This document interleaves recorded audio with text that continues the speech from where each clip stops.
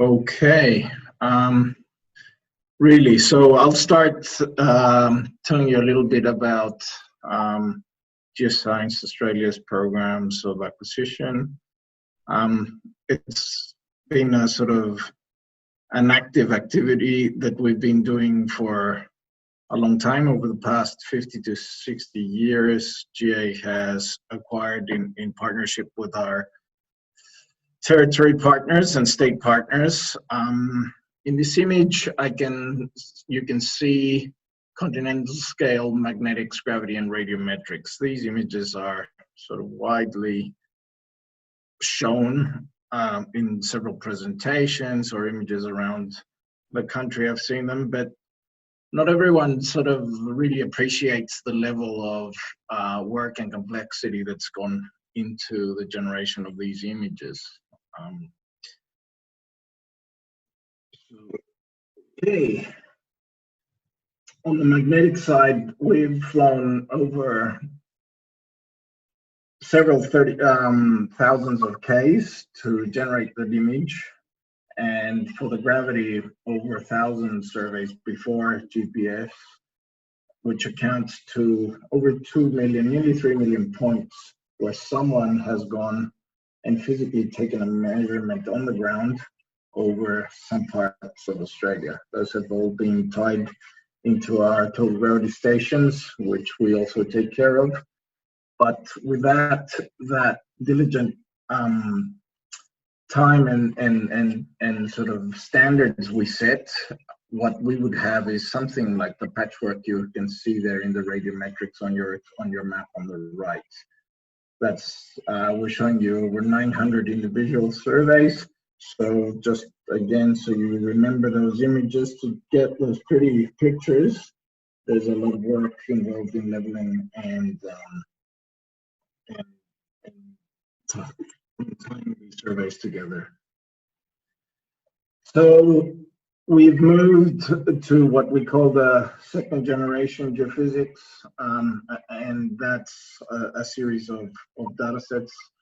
Some of them, and the ones we'll talk today, is the AEM. Yeah. So for some time, we have been acquiring data sets, and this is the state of the art in acquisition. The area we will talk to you today about is Queensland, because the rest of the geology in Australia is not important, right? No, I'm just kidding, but it's just that's the area of focus, of course. So that's the AEM1.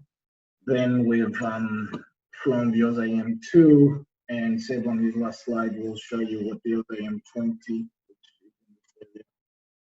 like. So throughout this presentation, you'll look at lots of lovely reds and blues. And this is our slide that we call, it's like our translation book. It's our dictionary. For some of you guys will be familiar with electrical properties of rocks or earth-forming materials, but some won't. So you can use conductivity and resistivity indistinctively. They're reciprocal. So in the southern hemisphere, we use reds to indicate conductive materials, which can be massive sulfides or carbonaceous shells or salt, like in saltwater intrusions. These are just some materials. It's a graph that I've adapted from Palaki. He published it in 1993, and it's kind of our go-to interpretation translation from conductivity to materials. So we tend to look for conductive objects, and something to note is that if there is nothing contrastingly conductive, we don't see it, right? So just throughout the presentation, please grab that idea that the conductors are these sort of materials on the left, and resistors are either unweathered rocks or consolidated sediments on that side. Yeah. Righty. So another thing we do at GA is we set standards.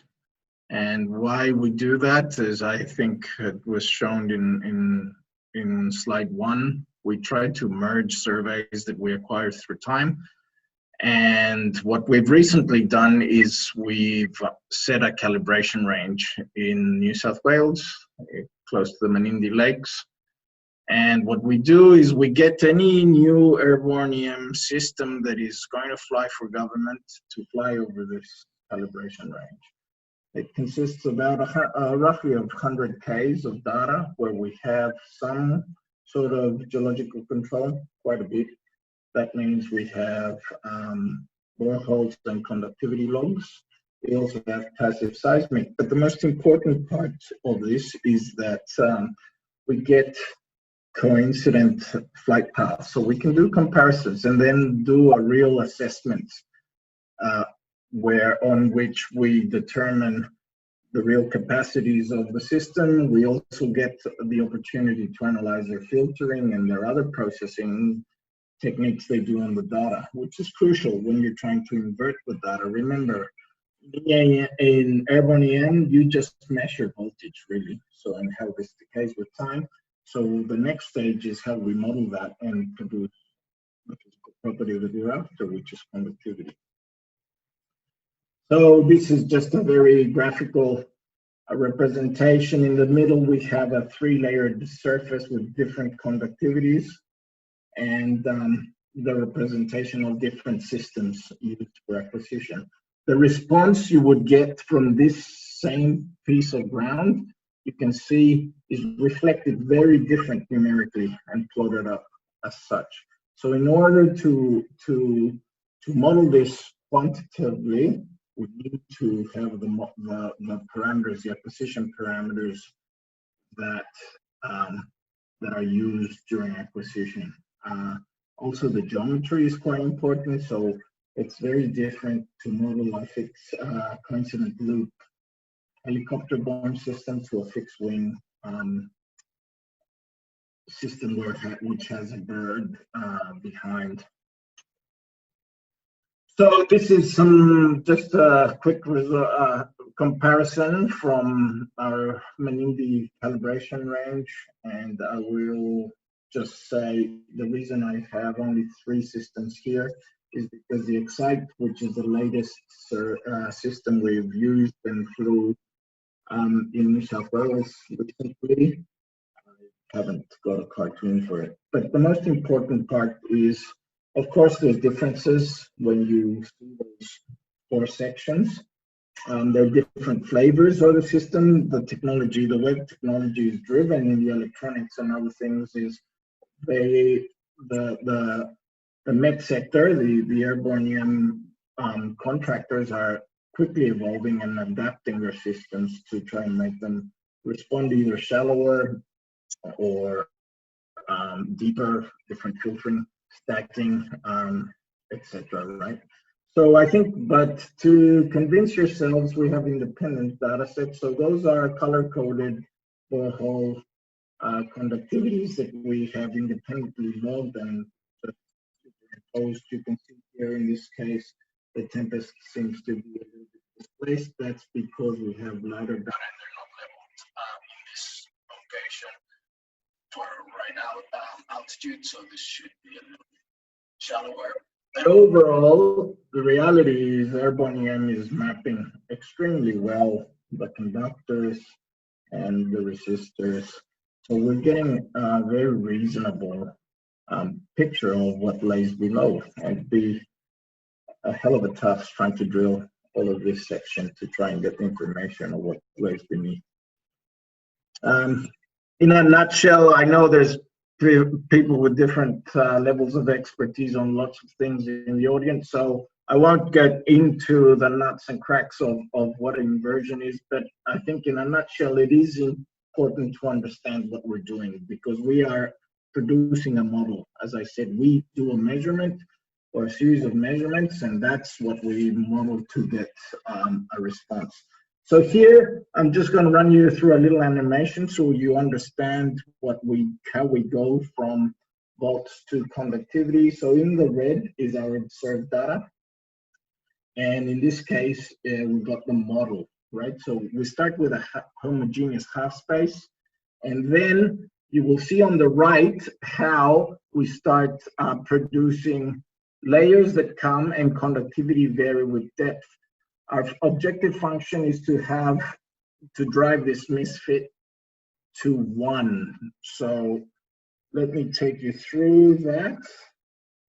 And yes, you can see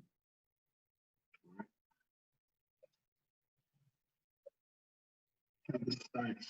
Okay, as you can see, the phi d, the normalized data misfit, is dropping. We're aiming to 1, and you can see how we're getting structure on the right, how layers of conductivity appear and they vary with depth. Okay, so that's in a nutshell what we do. Then through, because this is a deterministic inversion, we follow a gradient descent, we find the model of best fit. So this is for one sounding, one reading on the line. And you can see here, we're below 1, which is our misfit that we're aiming for. And we have values of conductivity varying at depth. So that is, when you hear what AEM inversion is, in a nutshell, this is the idea of fitting your observed data with a model that represents those rules. A little bit of what depth investigation we get, and that's a question that's asked, and it'll be relevant in Seb's presentation. So this is quite a subjective measure, but I'll try and explain it really quickly in one slide. Doug Oldenburg and Lee proposed a model where you start with a reference model and you tweak it with a different reference model. You calculate the percentage data influence on both, and you choose an arbitrary threshold. With that, you determine through this small equation your percentage data influence over 50% and below 50%, and you determine a depth of investigation. So that is that pink line, and that's how it's calculated. So on average for our AEM survey, which is what you will be seeing, this section is 500 meters depth. We've calculated a depth of investigation roughly of 250. I think it's important that you guys have a little bit of a feel of this, because it's not only pretty pictures, there's a lot of work and gone behind the QA/QCing of this data, and then the conversion of volts to conductivity and depth. So what I'm showing you here are different flavors of conductivity sections, and that's a map view. So just one line over the map view. What we get, or everyone gets, is usually conductivity depth transforms. That's what CDG stands for, or EM flow. That's just a particular brand, and that's delivered by contracts. GA through time, basically through the artist's work of Ross Brody, we have built the inversion capability in-house. And our workhorse is a sample by sample, which means each point along the line is treated independently. You might or might not know, but on average, we get a reading back every 8 meters of a flight path. Some of our flight lines are up to 900 kilometers in the survey. So we get a reading every 8 meters. That's then evolved to what we call our GA all at once, which is laterally constrained and spatially constrained. It still uses one physics, so I won't get into it. And lastly, a reverse jump Monte Carlo chain algorithm, which is a more stochastic inversion. Andrea, who is talking after me, will talk a little bit about the IP. More recently, there's an induced polarization effect that we think we can pull out of airborne EM data. At GA, we're working on this to try and model that. We can model that now. All our inversion algorithm codes are free and anyone can download them from there. So I would encourage you, if you want to play with forward models or actually invert your real data, please go ahead and download them here from GitHub. And that's just an example of sort of the products of how we are deriving from our reverse jump. Now, lately and just to continue on the gist of how we keep going with the development of our codes, I'm going to show you a line up here on the AEM survey where we have sort of modified our pre-existing algorithm that inverts both the X and Z component. That is the position. The Tempest system which we flew here has coils that measure the electromagnetic field in two directions, vertically and horizontally, or the X and Z. So we do a joint inversion, and this is the section we were getting. After some reprogramming, we can now derive a vector sum, combined vector sum, which does not which is not affected in essence by the geometry of that bird pendulum behind the system. And you can see it's much cleaner. Of course, there are some sacrifices to be done, but we are cleaning the image. The bottom one is our latest version of inversion. That's what we're doing best. So in this case, we are mapping folded nodes in the MacArthur Basin. You'd agree this is some beautiful folds that are being mapped and undercover also, right? So just very two slides to finish and let Seb talk. Another approach we've been doing, and in the these flight lines we have used for our regional coverage are 20 kilometers apart, and we take readings along the line every 8 meters, as I mentioned. So one thing we've tried to do is try to see if through a machine learning approach we can do some sort of guided interpolation between the lines. So a prediction map. In this case, you can see our 20 line spaced lines. We take a slice of from 0 to 5 meter depth and we Krieg it. And okay, this is kind of a very crude image. You can see the saltwater intrusion from the Gulf and the Yarramunga Basin, which is sort of coming out. But when we use the ancillary data, like the radiometrics, distance from outcrop, etc., we produce this image, which is beautiful. I mean, what we're doing is using that ancillary data to try and do a guided interpolation, right? That's what it is. And you can see the difference between the point interpolated grid point on the left and our machine learning algorithm, which is using the conductivities acquired along the lines and extrapolating them in between. So I'll just show you very quickly that zoomed area. What we've got here is the digital terrain in grayscale. That's our Krieging. And that's the conductivity. So I'll just flip through those two. That's just for the near surface. We're training the machines, as they say, and generated a conductivity model for the whole north of Australia. So, Seb, do you want to take it from here? Yep. I'll just if you stop sharing your screen, and I'll chuck mine up. Thanks. Yep.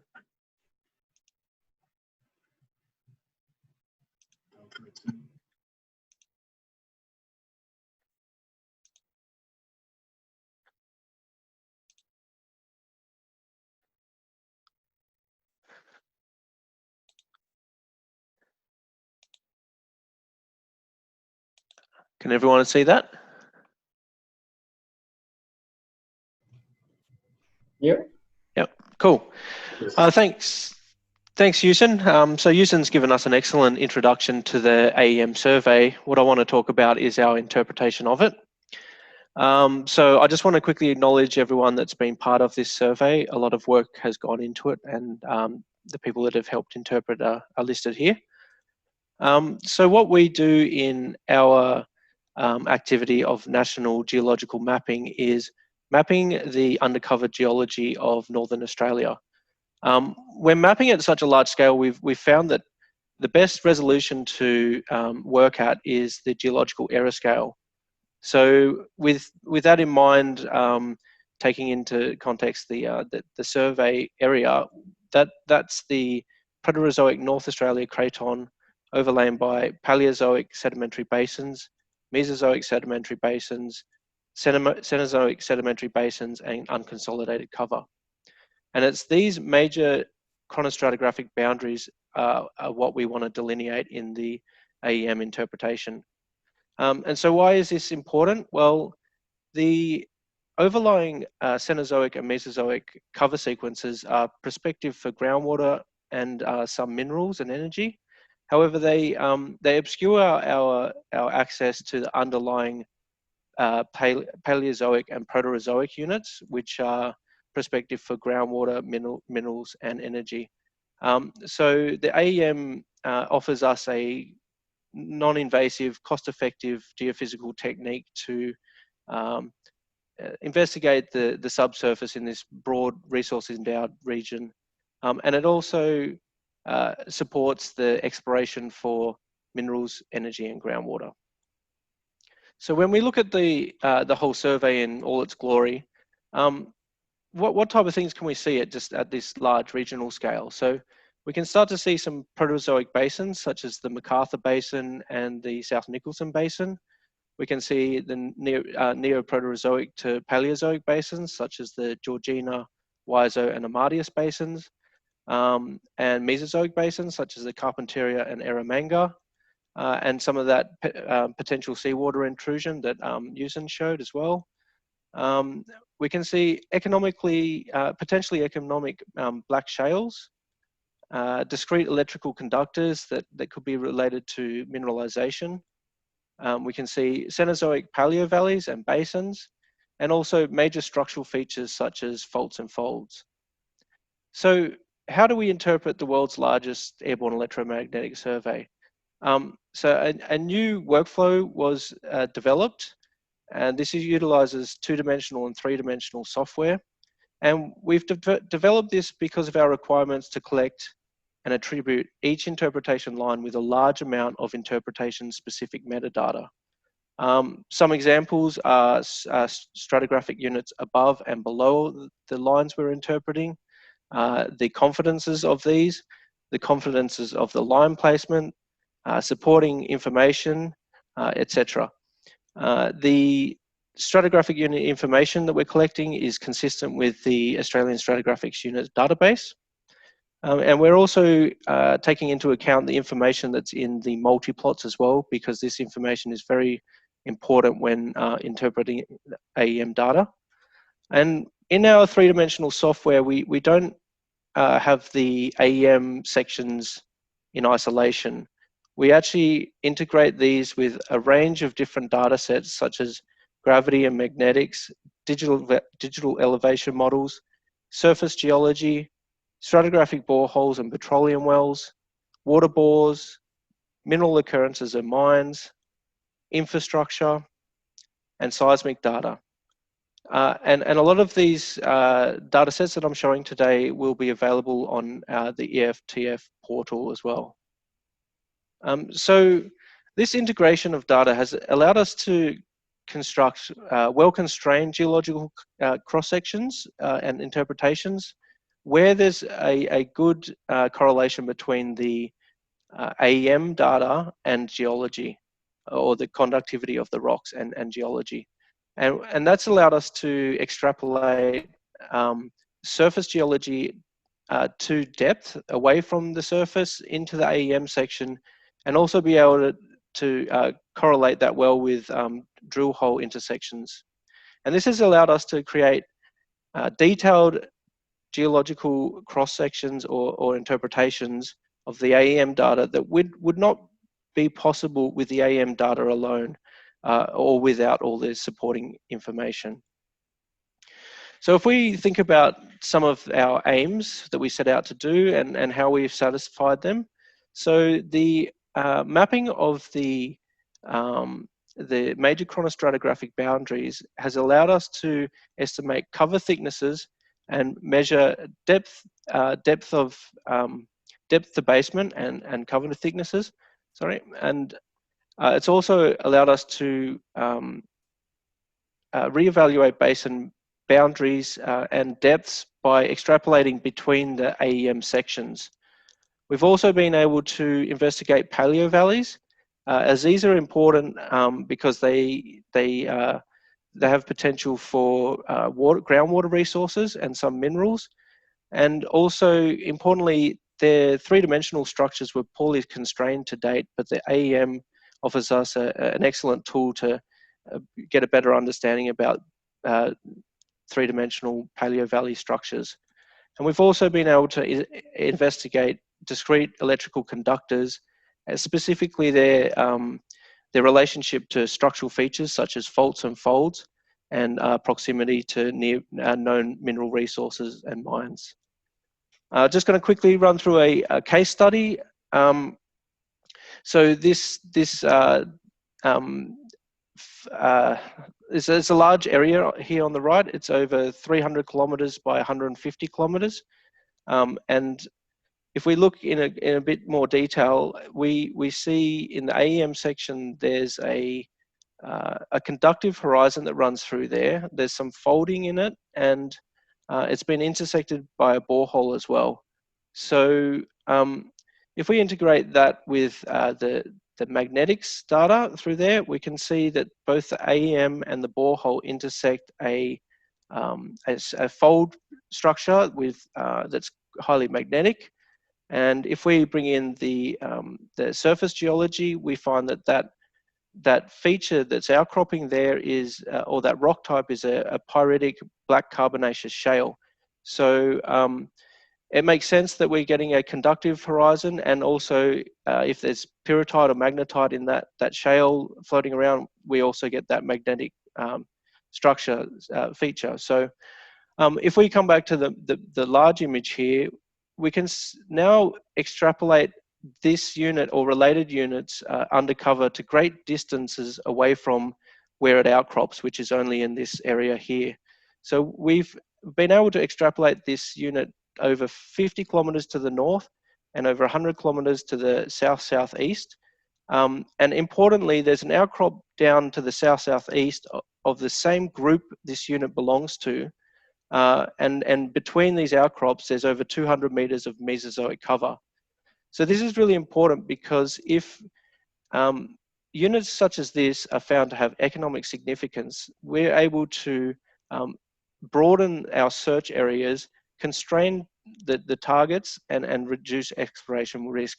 It also proves that the AEM is an excellent mapping tool for undercover. So the AEM interpretation is currently still a work in progress. Queensland is complete. Northern Territory is still underway. To date, we've collected over 150,000 depth measurement points along the interpretation lines, each attributed with that large amount of interpretation-specific metadata. And these will be available in various formats, various 3D formats for different software packages, 2D, and also one-dimensional text files. And importantly, this gives us a regional cover. So in areas that are underexplored or data poor, we still get this homogeneous three-dimensional depth measurement data set. And also importantly, this interpretation proves that AEM flown at a coarse line spacing of 20 kilometers is still very valuable, and we're able to extract a lot of large-scale features, and it's a great mapping tool and a depth of basement cover thickness measurement tool. Just to give you a quick time warning, Seb. Yep. This is my second last slide. All right. Thanks. Just a quick application of what we've got, of what we can do with the AEM is we store it in the EGGS database, and from there, that's the estimates of geological and geophysical surfaces. We extract from that other depth measurement data, including the AEM, and we construct our three-dimensional cover thickness models. These are in turn used for mineral potential mapping and economic fairways mapping, which is economic viability extraction data, mineral extraction tool. And a lot of these tools that I've shown today, and the AEM survey and the AEM interpretation, will be available on the portal for when it's released. And also the keep an eye out for the EFTF extended abstracts, because a lot of these data sets and tools I've shown are given a lot more detail in the extended abstracts. And finally, the AEM1 is the world's largest AEM survey. It's 1.1 million square kilometers, or roughly the size of France and Germany combined. However, it's only getting bigger, so watch this space. Thank you very much.